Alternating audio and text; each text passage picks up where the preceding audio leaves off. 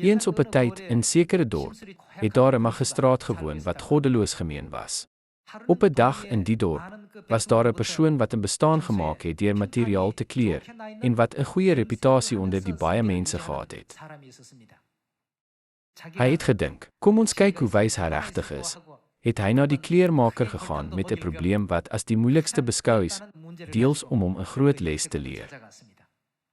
Hy het gevra, ek sal vir jou 3 boute materiaal gee. Kan jy enige kleer wat ek versoek met hierdie maak? As u dit beveel, sal ek daardie kleer maak.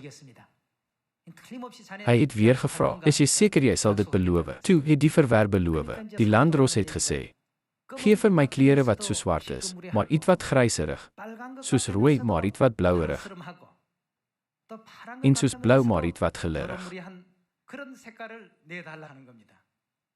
Die klerk wat die verwerwer altyd lastig gevind het, was verheug in die geloof dat die landdros hom vandag uitoorlê het. Die verwerwer het egter eenvoudig geglimlag, asof dit glad nie moeilik is nie, en gesê, ek kan nie inderdaad daardie kleer gee.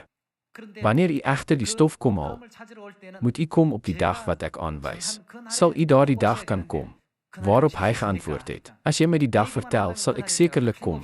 Toe sê die kleermaker, as u op 'n dag kom wat soos Sondag lyk, maar ook soos Maandag, maar ook soos Dinsdag, maar ook soos Vrydag, en soos Vrydag, maar ook soos Saterdag, sal ek verseker stof maak vir u. Die wyses oorwin die wêreld met wysheid. Net so is daar onder die vele gawes van die Heilige Gees ook die gawe van wysheid. As ons geen rede het om dit te gebruik nie, wat sou die doel daarvan wees dat God aan ons die gawe van wysheid skenk?